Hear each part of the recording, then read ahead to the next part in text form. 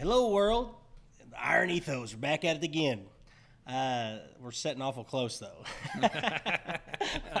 I think we need to get a wider camera angle, you know? I mean, do we have to actually touch? This is uncomfortably I close. know, yeah, it is. Yeah, but we had to do it to get it in the angle here. So, Well, hey. yeah, rock on, man. I think you're supposed to go next, right? Okay. Well, hey, thanks for joining us.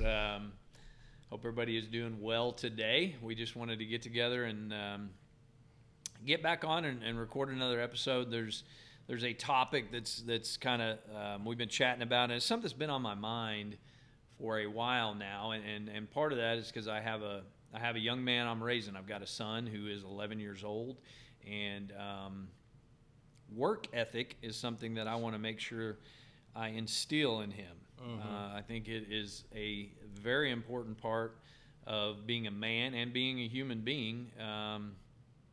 So I feel like it's my responsibility to teach that to my children, as well as, employees at work.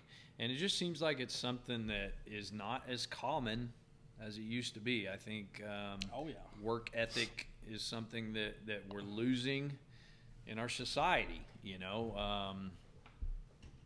Why do you think that is, Levi? Well, and I'll tell you, number one, I mean, it was a hot topic for me too, because I get to experience it also. And I'm like, a lot of times I'll be like wondering, like, where's this stemming from, and the more I ponder on it, the more that I think about it or ask the right questions or seek the information out. It stems from parenthood. It stems from leadership, from mentorship. Just like what you were saying, you're taking the responsibility as raising a young man. You're taking that on as it is a responsibility, and it is. Well, when you do that, you have to take the time to think about, okay, if work ethic is vital, that I think it is super vital, then how can I portray that to my son or daughter, right? To get that information across. So I mean, I just completely believe that it stems from your parents, from the initial, but after that it goes into, like I've said to you before, said to you earlier, once an individual reaches 18 years old, I believe that you no longer can blame who you are or the lack of things in your life. You can't blame them on your upbringing. I think that now that you have to take the responsibility, and if you are not something that you want to be, then you got to start seeking that information out. You got to take that personal responsibility as an adult and be like, okay, I'm not this, and I noticed that. Well, I'm not going to blame it because my parents didn't teach me anymore. I'm 18 years old. I'm a grown adult. Yep. So if I want to be these things, I want to have these things, then I'm going to take a personal responsibility to start teaching myself, to start seeking out the information that I need to gain that, So Yeah, no, I agree. I mean, at some point, it's your own responsibility. You can't continue to blame your parents for any shortcomings you have in life.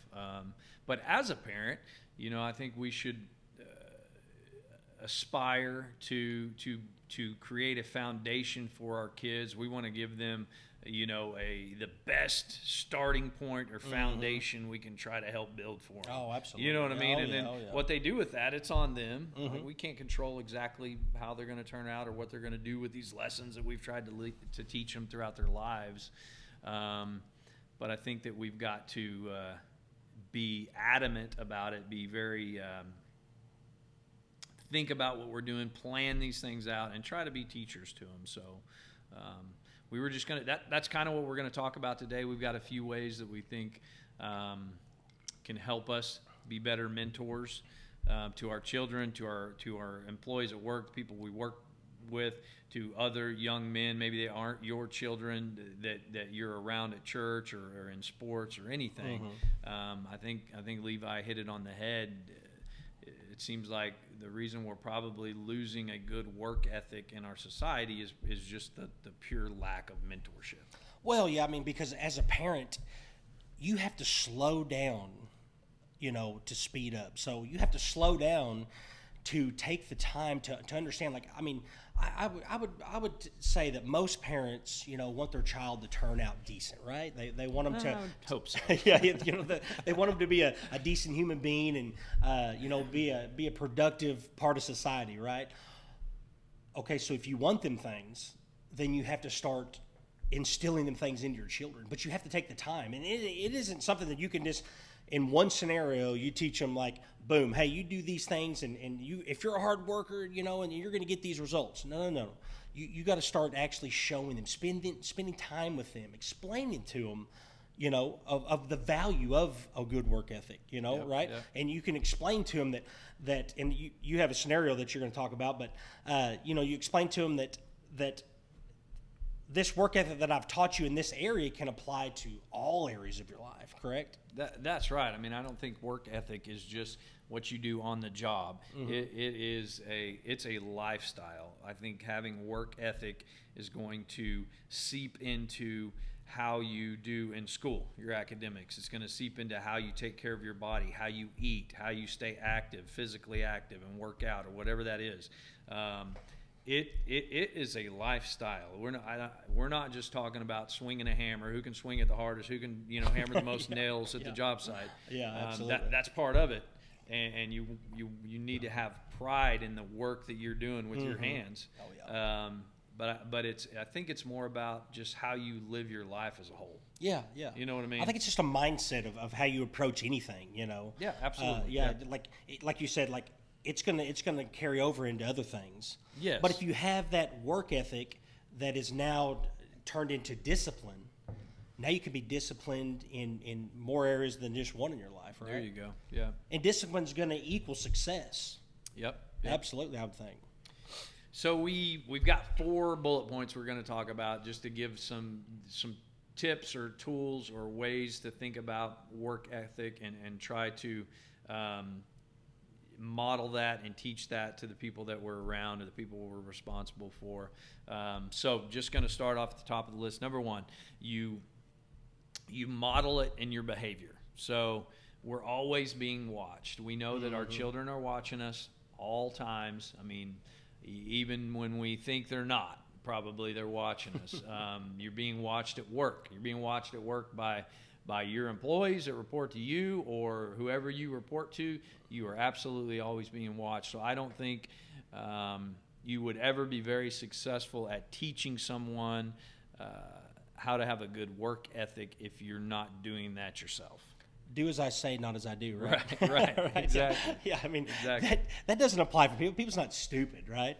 I mean, nobody wants to follow that direction, period, right? Yep. That's right. I know I sure don't respond well to that. I'm like, you're telling me to do something, but I'm completely watching you not do it, right? So, Yeah. Number 1, you're losing my respect because you're telling me to do something that you're not willing to do, and it just doesn't say a lot about a human being that's not going to live what they're preaching, Absolutely. Well, one of the things I always am on my children about is don't complain. Like, I don't want to hear you complain. Look, everybody's tired. We're all out here working. Just don't complain about it. Yeah.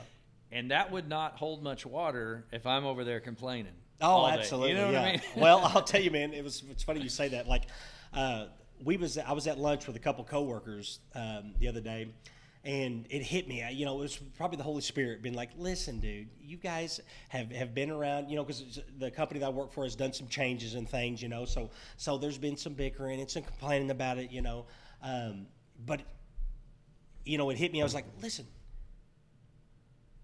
it's enough. You've had your fun. You've done your complaining. It's enough, right?" So I told the guys there. I was like, "Hey, man," I said. I said it was probably the Holy Spirit. And I'm talking to the guys about the Holy Spirit. I'm like, hey, he's just told me that, hey, we've had enough. You know what I mean? Because this isn't progressing us whatsoever. If anything, we're sitting here gossiping, we're sitting here murmuring, we're sitting here complaining, and it's not helping anybody. It's definitely not helping us at all. to better the situation. I said, let's start thinking outside of the box. I said, I'm not saying, just be like, everything's sunshine and rainbows, but at the same time, you can be positive, but being proactive with the things that you're complaining about. Be proactive about how you're going to fix them or how you're going to work around them. Yeah. Give me some solutions. Yeah.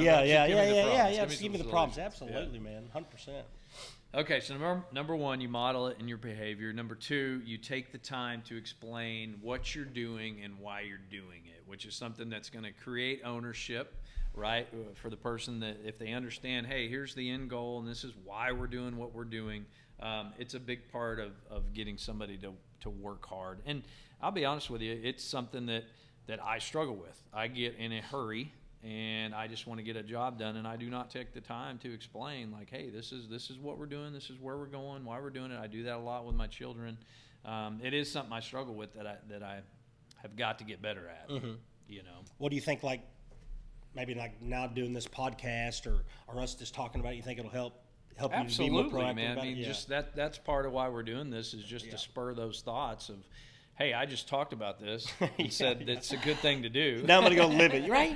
I better we be. just I better talked be living about it. Yeah, we just talked about saying something and not doing it. You know what I mean? Yeah, do as I say, not as I do. Oh, absolutely. So this morning we had to work our calves. We had to vaccinate and worm a group of spring calves, and I was just going to talk about kind of how I worked with my son during that task this morning. So we got out there, and I wanted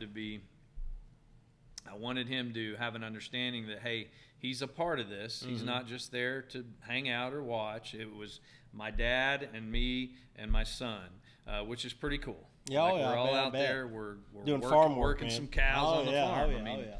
It's actually, it was a wonderful time, but I wanted him to have a job to do, and I wanted him to work hard at it and to have some pride in it. And so what I did, the way we've got it set up, we've got a couple working pens, and we had all the calves already in that first working pen. And then I showed him, I said, hey, here's the second working pen, and it's got kind of a swing gate that'll squeeze the calves into the chute. And then from the chute, they'll go into the head gate, and we'll be working them. So, I'm working the head gate. My dad's getting the shots ready and the antibiotics and all that stuff. And we're working the calves here. I told my son, I said, hey, your job today is to keep us in flow of calves, so we never run out of calves to work. And so I want you to work a few from the big pen into the smaller pen, and I want you to always have a few from that pen into the chute, so we always got calves we can pull up. Just keep it moving, And so I think he had a pretty good understanding of it, and there were some hiccups, right? Like he got hung up a few times. Because nobody's perfect. Right, and cows are kind of tough to work with. Absolutely. But after a while, it kind of clicked, and I saw him be able to have the trait of being able to see, hey, this is the end goal, and see what needs to happen to keep the job moving along, which is exactly what I wanted. Absolutely. Because I feel like that's a trait.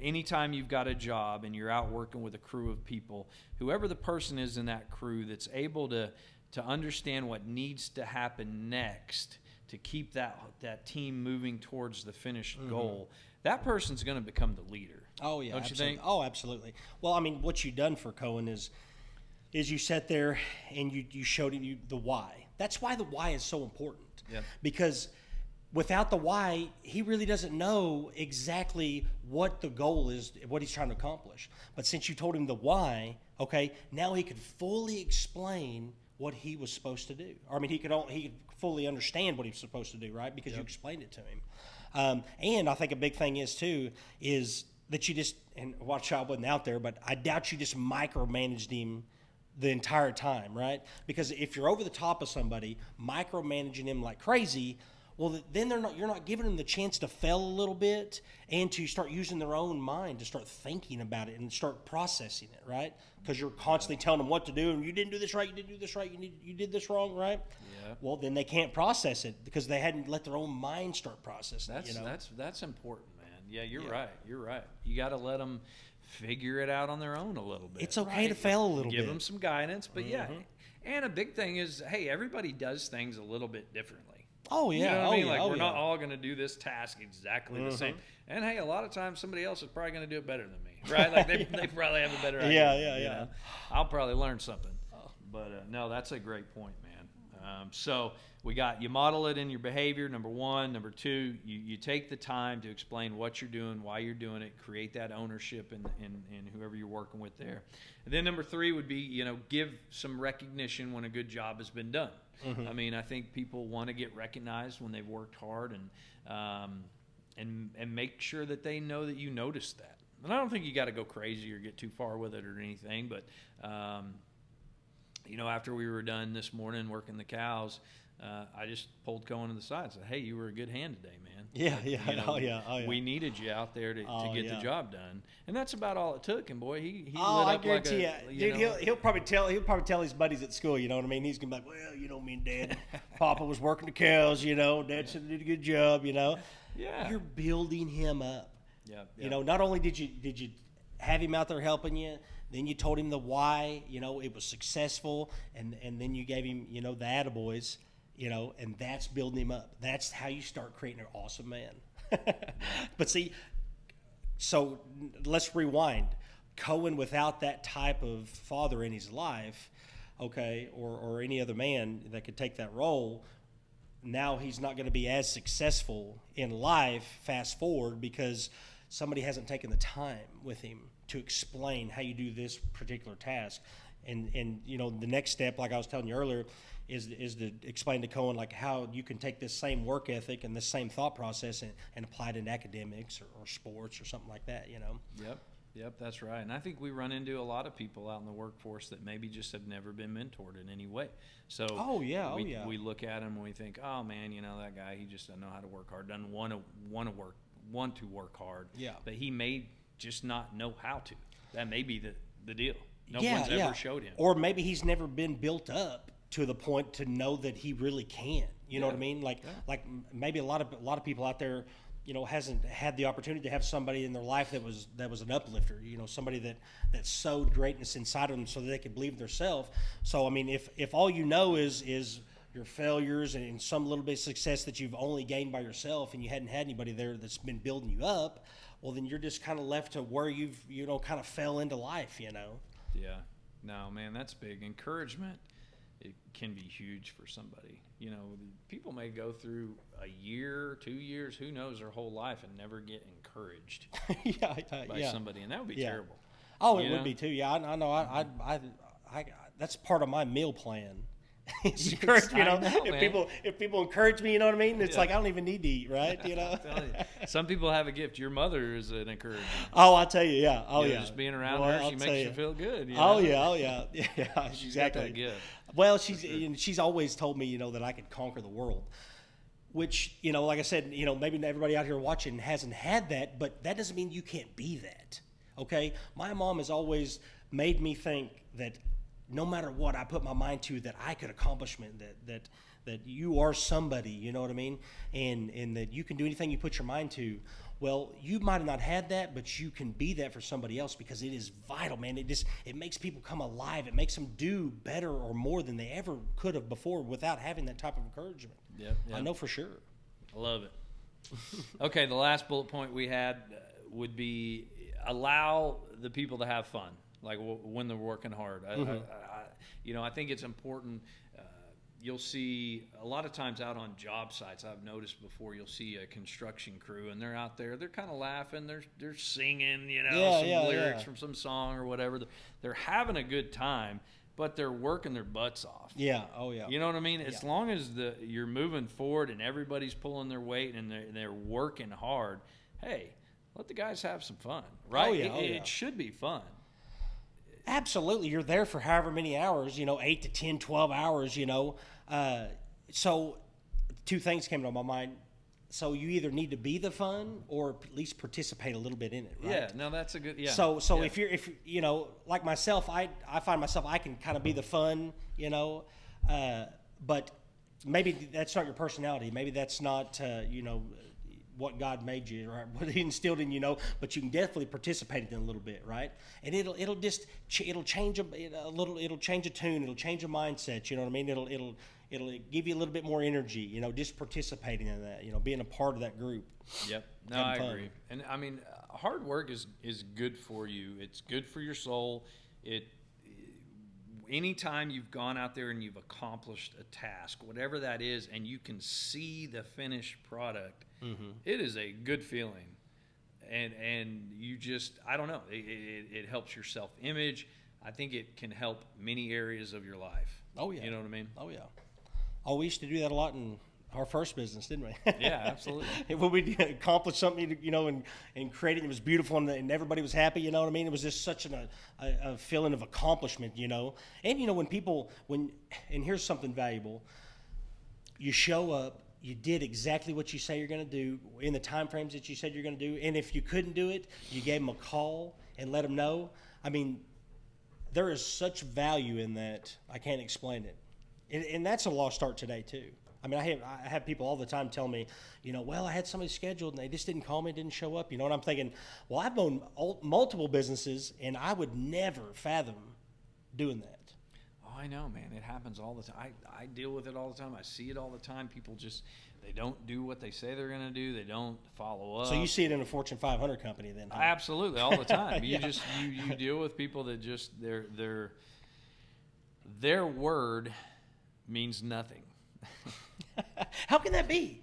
I Right? don't know. That is going to be don't an know. episode soon, trust me. Yeah, it is, because a man's word should hold some weight, because as soon as your word doesn't mean anything, you've lost who you are. Yeah. You know what I mean?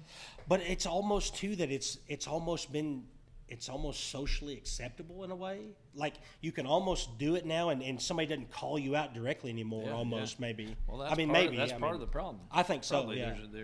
There's no recourse. There's Yeah. no accountability, because Yeah. it's just whatever. You know, it doesn't matter or whatever. That's part of what we've lost in our society. I mean, and it is part of work ethic and just who you are as a person, your ethos, right? Yeah. You know? Your ethos, absolutely, man. Way to tie that in. Well, and so, you know, we run into that, and we see people, I think, at work, and we think, hey, man, you know, what are they doing? They're not working hard, and we can gripe about it, or we can do something about it. And you know, what our Lord and Savior said in the Bible was, he said, hey, man, you can get out there and teach a man to fish, right? Yeah. Oh, yeah. Instead of giving him a fish. So, Oh, absolutely. I think that's what we should do. We should try to be mentors, try to raise up, you know, a generation of young people that get out there and bust their butts like our grandpas did. I mean, there was a generation of men that knew how to work, that had pride in their work, that had grit. You know, when they told you they were going to do something, they did it. Oh, yeah. And they got it done. That's the kind of person, you know, I know you strive to be, I strive to be, and that's the kind of people that we want our children to be. So let's be adamant about helping make that happen. Yeah. Oh, absolutely, man. For sure, 100%. Well, guys, we're going to wrap her up. So remember whose you are and who you are. See ya.